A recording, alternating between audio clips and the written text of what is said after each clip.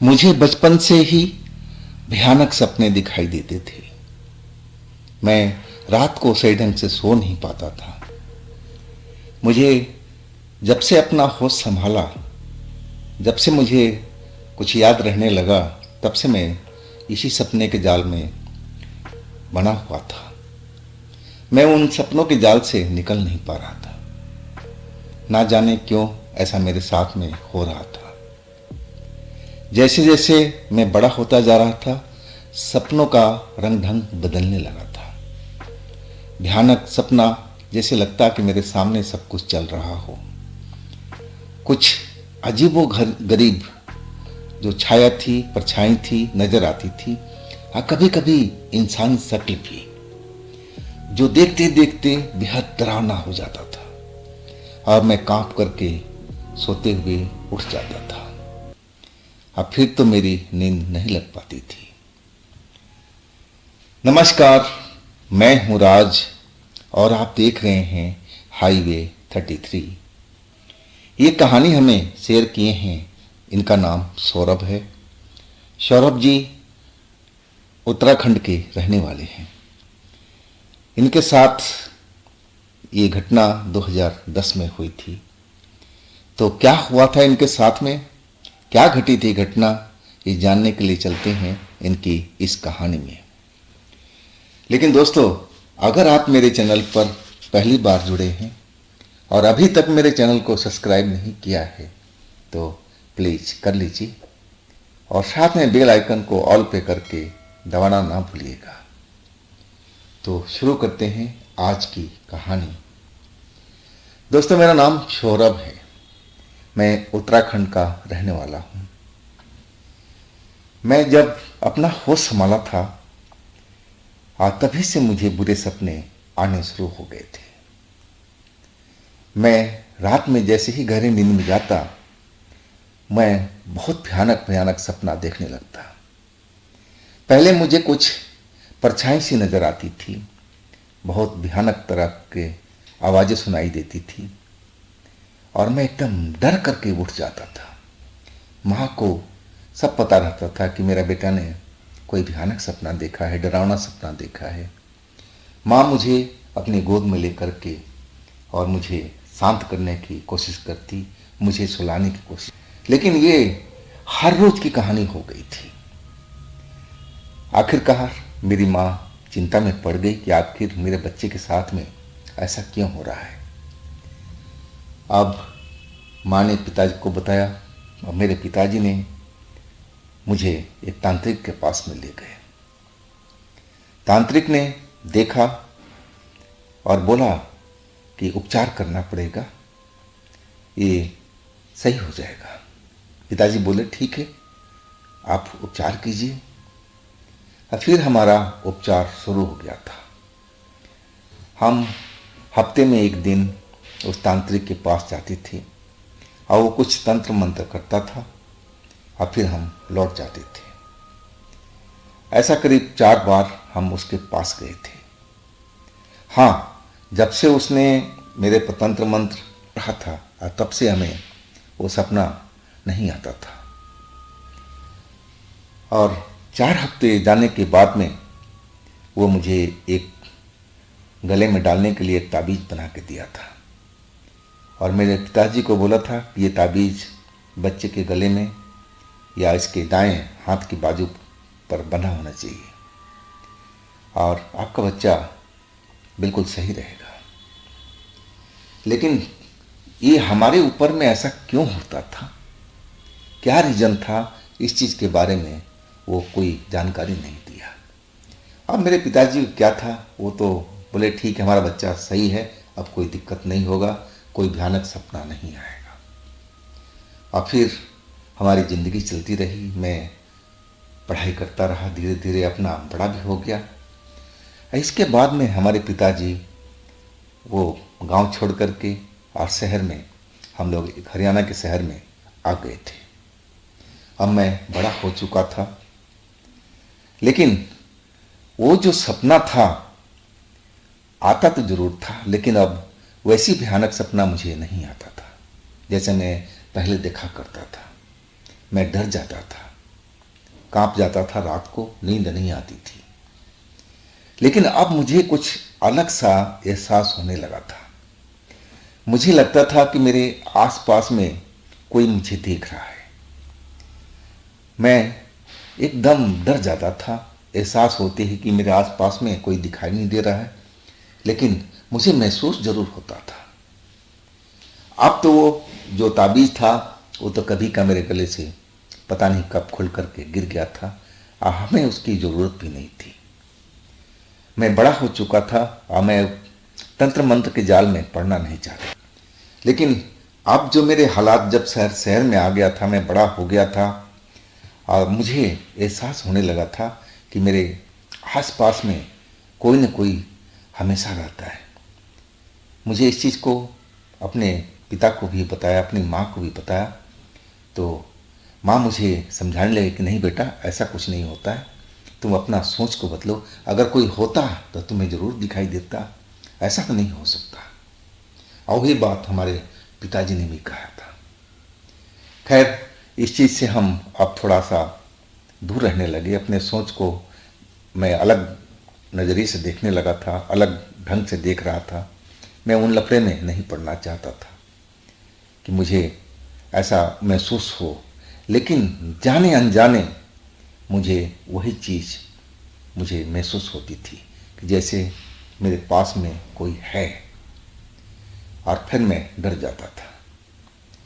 लेकिन ये भी कुछ दिन तक चला था। इसके बाद वो सब कुछ बंद हो चुका था। अब मैं एक ऑफिस में जॉब कर रहा था। अब मुझे एक लड़की से प्यार हो गया था। वो लड़की भी मुझे बहुत प्यार करती थी और हम दोनों अब शादी करने वाले थे। हमारे माँ बाप और लड़की के माँ बाप भी राजी थे। अब हम लोग संडे के जब हमारी छुट्टी होती थी तो मेरे पास बाइक थी, मैं बाइक का शौकीन था और मैं बाइक पर अपनी वो फ्रेंड को बिठा करके दूर निकल जाता था। हम बड़ी पर चले जाते थे, कहीं ढाबा पर रुक करके खाना खाना, कहीं अच्छी जगह घूम के आना। ये संडे का हमारा प्रोग्राम ही था। और अभी हमारा शादी का डेट फिक्स नहीं हुआ था, अभी उसमें टाइम था। लेकिन हम संडे को ज़रूर घूमने जाते थे, ये हमारे नियम में था। हाँ, कभी कभी मिस भी हो जाता था, जब हमें कोई ज़रूरी काम होता था या मेरी फ्रेंड को कोई ज़रूरी काम होता था तो तब। और एक दिन कि हम लोग शहर से दूर निकल गए थे। रात जो आने वाली थी वो काली अंधेरी अमावस वाली रात थी। और जानकार बताते हैं कि अमावस की रात बहुत ही भयानक होती है। ऊपर में ऐसी कोई भूत प्रेत की साया पहले से ही हो तो उसके लिए तो खास करके। लेकिन मैं इन चीज़ों से बहुत दूर, मैं अब सोचता भी नहीं था इन चीज़ों के बारे में। अब मैं अपने फ्रेंड के साथ में, जिसका नाम मीता था, वो मेरी संगनी बनने वाली थी और हम लंबी दूरी पर चले गए थे। वहाँ पर हम एक दोस्त के घर भी गए थे और वहाँ से हम लोग निकले, फिर एक जगह देखने भी गए, घूमने भी गए। और फिर जब वहाँ से लौटने लगे तो रात के 10 बज रहे थे। हमारे पास में वो मोटरसाइकिल थी, साथ में हमारी फ्रेंड मीता थी और हम दोनों बात करते हुए अपने घर की तरफ लौट रहे थे। अब बात करने में हम इतने मशगूल हो गए थे कि हम अपना घर वाला रास्ता भूल गए।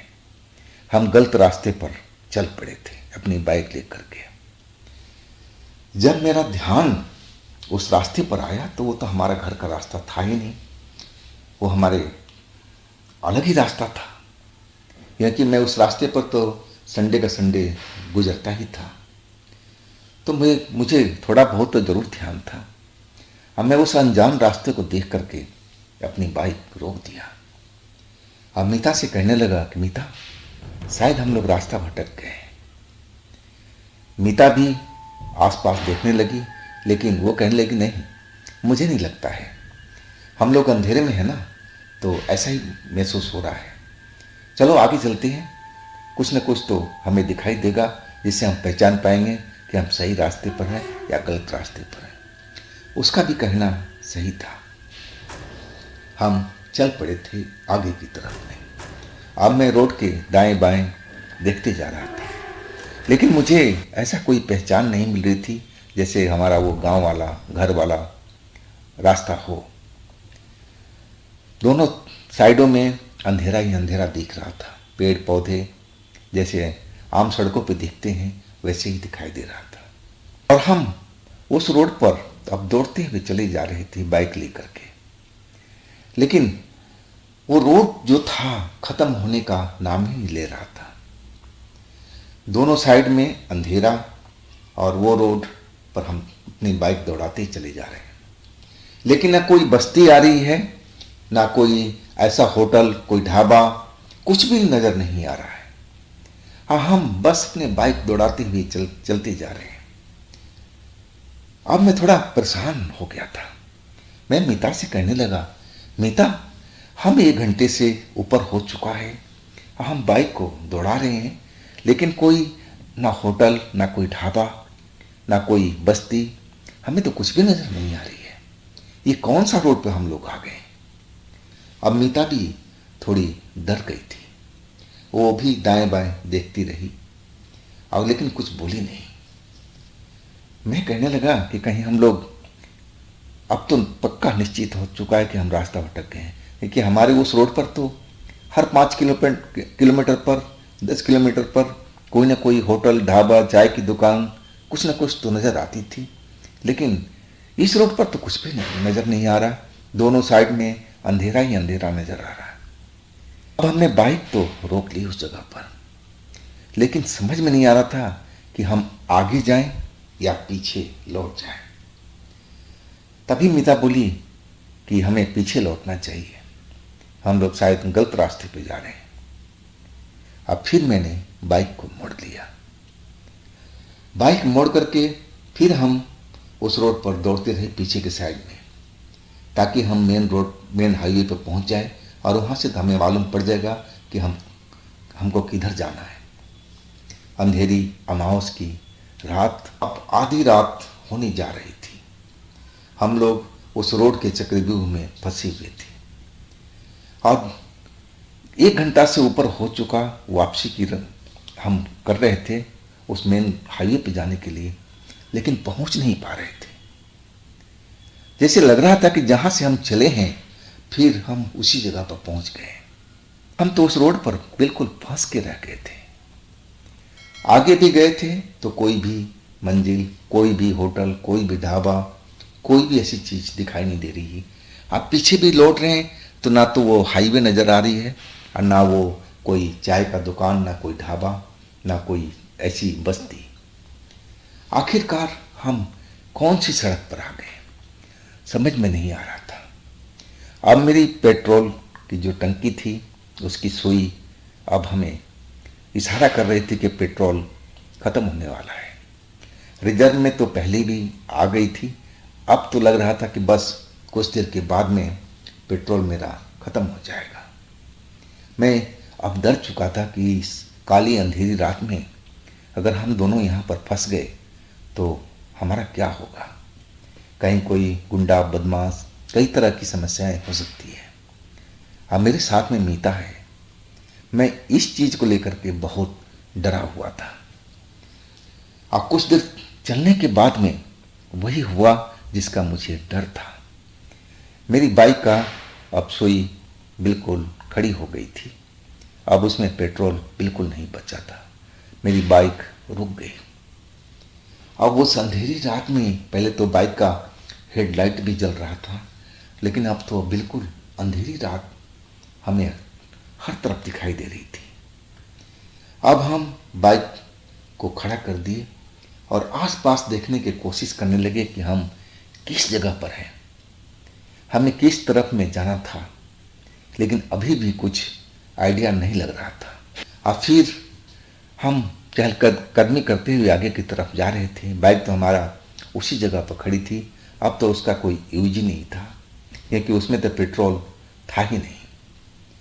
हम कोई ऐसा देखने लगे कि जहां हम रात को काट सके। हम कुछ कदम आगे बढ़े, तभी मुझे बाईं साइड में एक रोशनी सी दिखाई दी। वो रोशनी बगीचे के अंदर से आ रही थी, क्योंकि पास में बगीचा नजर आ रहा था, पेड़ों का एक झुंड नजर आ रहा था और उसमें से वो रोशनी मुझे नजर आ रही थी। और उस रोशनी को देख के मुझे लगा कि जहाँ रोशनी है वहाँ तो इंसान होना ही चाहिए। अब फिर हम दोनों लोग उस रोशनी की तरफ चल पड़े थे। जब हम उस रोशनी के पास पहुंचे तो हम देख करके एकदम हैरान रह गए थे। वो तो एक घर था। रोशनी रोशनी बिखरी हुई थी उस घर में। दरवाजा खुला हुआ था, लेकिन आसपास में एक भी इंसान दिख नहीं रहा था। लेकिन घर तो हमें दिख गया था, उसमें रोशनी भी थी। अगर रोशनी है, घर है, तो इंसान भी कहीं ना कहीं जरूर होगा। हम दोनों अब उस गेट पर खड़े हो गए थे और आवाज़ लगाने लगे कि भाई इस घर में कौन है। हम मुसाफिर हैं, रास्ता भटक गए हैं। हम अपना दुखड़ा बताने लगे, हमें रात के लिए सहारा चाहिए, रुकना है। लेकिन कोई भी आवाज़ हमें जवाब नहीं आया, मेरी बात का कोई जवाब नहीं आया। ऐसे ही कुछ देर तक हम लोग दरवाजे पर खड़े रहे, लेकिन कोई भी इंसान वहाँ पर दिखा नहीं। आखिरकार मैं उस घर के अंदर में प्रवेश कर गया। अब मेरे पीछे पीछे मीता भी अंदर आ चुकी थी। हमने देखा कि उस घर में 5 कमरे बने हुए थे। अब पांचों दरवाज़ा लगा हुआ था, कोई भी ताला बंद नहीं था, बस ऐसे ही दरवाज़ा भिड़ा हुआ था। अब हम अंदर भी आवाज़ लगाने लगे कि इस घर में कौन है भाई, इसका मालिक कौन है, हमें रात बितानी है यहाँ पर, क्या हम यहाँ पर रुक सकते हैं। लेकिन कोई भी आवाज़ नहीं आई। हम अब एक कमरे के अंदर पहुँच गए थे, दरवाज़ा खोल करके तो उसमें देखा पलंग बिछी हुई है और मतलब रात गुजारने की सही जगह थी वहाँ पर।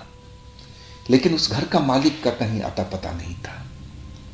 तो हम करें तो क्या करें। और तभी धड़ाम से आवाज़ आई जैसे कोई दरवाज़ा बंद हुआ हो। हम लोग मुड़ करके जब मेन गेट के पास में आए तो देखा वो दरवाज़ा तो बंद हो चुका है, लेकिन रोशनी अभी भी अंदर थी। हमें ऐसा कोई एहसास नहीं हुआ कि हम लोग कहीं कैद हो गए हों। हो सकता है कि हवा की वजह से दरवाज़ा बंद हो गया हो। हम लोग कुछ देर तक तो ऐसे ही खड़े रहे और आवाज़ लगाते रहे कि घर का कोई मालिक है, कोई मालिक है, लेकिन कोई भी जवाब नहीं दे रहा था। मीता कहने लगी कि दरवाज़ा क्यों बंद हुआ है। उसके मन में थोड़ा आशंका हुई थी। मैंने बोला हवा के झोंके से शायद बंद हो गया हो, मैं अभी देखता हूँ।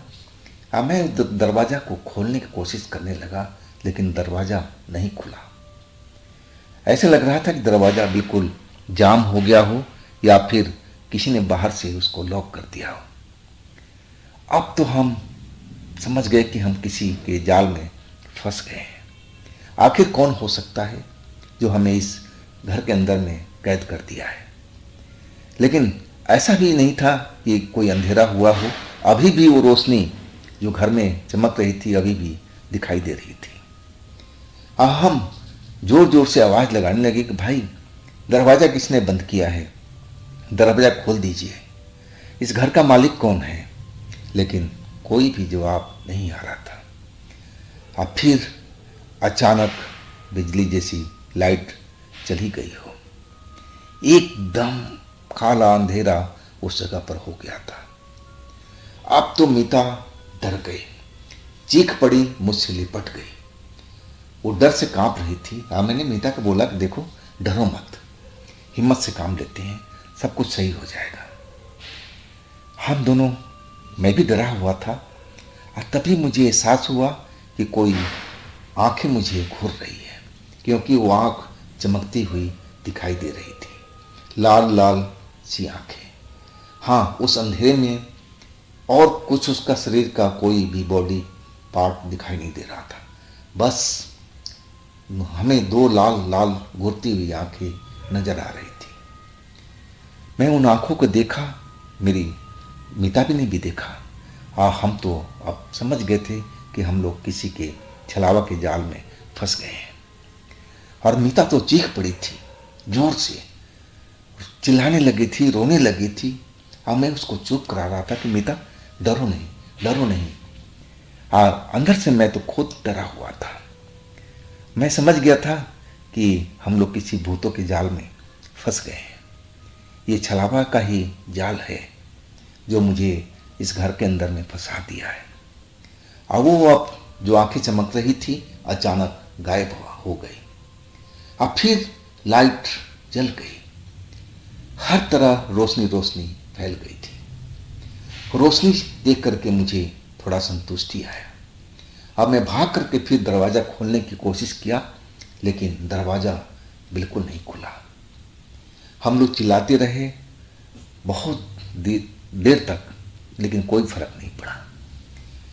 मीता अब लग रहा था कि बहुत ज़्यादा डर चुकी है, कांप रही थी। हमारे पास में कोई ऑप्शन नहीं था कि हमें सुबह तक तो इंतज़ार करना ही पड़ेगा। हम उसी कमरे के अंदर में आ गए थे, डरे हुए तो थे, लेकिन उस कमरे में जो पलंग बिछी हुई थी हम दोनों आकर के बैठ गए थे।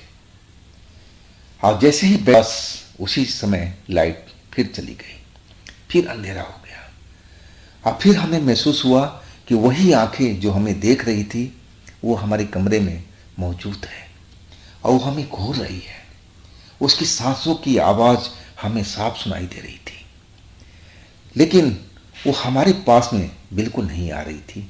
जो भी इंसान थी, जो भी हो, इंसान हो, शैतान हो, भूत हो, प्रेत हो, छलावा हो, कोई भी चीज़ हो, लेकिन हमारे नज़दीक बिल्कुल नहीं आ रहा था। वो दूर से मुझे दिखाई दे रहा था। हम उसी पलंग पर बैठे हुए थे, दोनों लोग डरे हुए, एक दूसरे के हाथ पकड़े रहते डर से। अब मिता जो थी वो हनुमान चालीसा का पाठ करना शुरू कर दिया था। उसको हनुमान चालीसा पूरा याद था। मैं भी तो पढ़ता था, लेकिन मुझे बीच बीच में भूल जाता था। लेकिन मीता को प्रॉपर पूरा ज्ञान था हनुमान चालीसा को, और उसने हनुमान चालीसा पढ़ना शुरू कर दिया।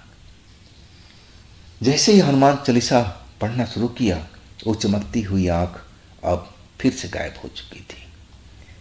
और अंधेरा तो ऐसे ही रहा, लेकिन हम दोनों उसी पलंग पर बैठे रहे और एक दूसरे के हाथ पकड़े हुए हनुमान चालीसा पढ़ते रहे। सुबह होने का इंतज़ार करने लगे थे और ना जाने कब हम दोनों गहरी नींद में चले गए थे। हमें कुछ भी नहीं मालूम कि हमें नींद कैसे आई, कुछ भी नहीं पता चला कि कब हम गहरी नींद में चले गए थे। और जब हमारी आँख खुली तो हम अपने बाइक के पास में थोड़ी ही दूरी पर दोनों ज़मीन पर गिरे हुए थे और सुबह होने जा रही थी। अब मैं पहले उठा था, अमिता भी अभी सो रही थी, उसकी आंखें बंद थी। मैंने जाग करके जैसे ही जगा, अब मैंने मीता को उठाया, मीता उठो उठो, हम लोग कहाँ पर हैं।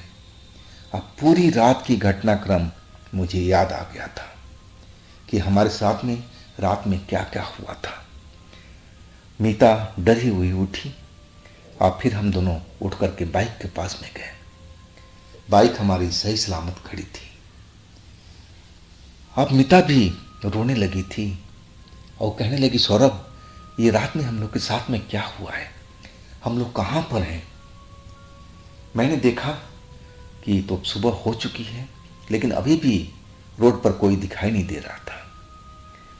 मेरी चाबी लगी हुई थी, बाइक के अंदर ही लगी हुई थी। मैंने चाबी वैसे वैसे छोड़ दिया था, इतना मुझे होश नहीं था। अब मेरी जब पेट्रोल की तरफ देखा तो पेट्रोल का लेवल तो पूरा था, आधा से भी अधिक उसमें पेट्रोल भरा हुआ था। तो रात में क्या हुआ था इस बाइक को कि पेट्रोल लगा के पूरा पूरा खाली हो गया, लेकिन इसमें तो अभी पेट्रोल शो कर रहा है। अब फिर हम पेट्रोल देख करके उछल पड़ा था।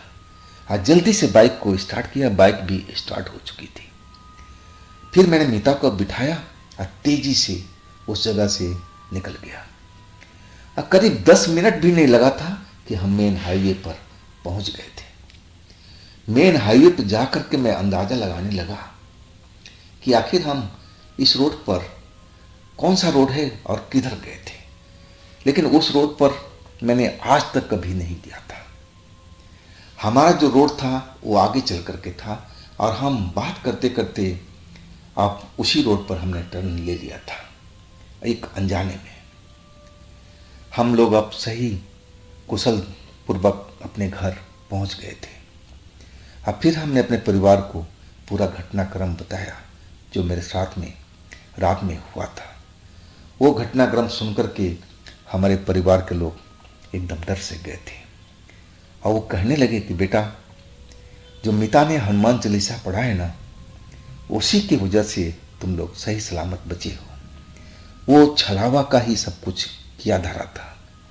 वो छलावा ही तुम्हें वहां तक लेकर गया था। उसका इरादा तुम दोनों को मारने का ही होगा, तभी तो उस जाल में फंसाया था। लेकिन मीता ने जो किया उसी से तुम लोग को जान बची। अगर वो हनुमान चालीसा नहीं पढ़ती तो शायद तुम लोग के साथ में कुछ बुरा भी हो सकता था। और बेटा, तुम तो पहले भी भूत प्रेत में उलझ चुके हो और तुम्हें तो ऐसे अंधेरे में जाना भी नहीं चाहिए। मेरे माता पिता जो थे मुझ पर गुस्सा हो रहे थे और कहने लगे कि वो जो तुम्हें तांत्रिक ने जो बना के दिया था ताबीज, तुमने तो वो भी फेंक दिया। अगर वो भी होता तो कुछ ना कुछ असर तो जरूर होता, लेकिन तुम तो वो भी तोड़ के फेंक चुके हो। लेकिन मैं इतना तो जरूर समझ गया था कि हनुमान चालीसा में भी बहुत ताकत है। उस रात को अगर मीता ने हनुमान चालीसा नहीं पढ़ा होता तो न जाने हम लोग के साथ में क्या हुआ होता उस रात को। तो दोस्तों, ये कहानी बस यहीं तक है। अगर आपके पास भी कोई अपनी आप बीती है, कोई घटना है, तो आप मुझे इंस्टाग्राम पर या मेरे व्हाट्सएप नंबर पर शेयर कर सकते हैं। और दोस्तों, ये चैनल भी आप ही का है, थोड़ा इसको भी प्यार दीजिए, लाइक कीजिए, सब्सक्राइब कीजिए, शेयर कीजिए। और फिर हम मिलते हैं अगले रोज़ एक नई कहानी में, एक नई घटना में। आप लोग अपना ख्याल रखिएगा। नमस्कार।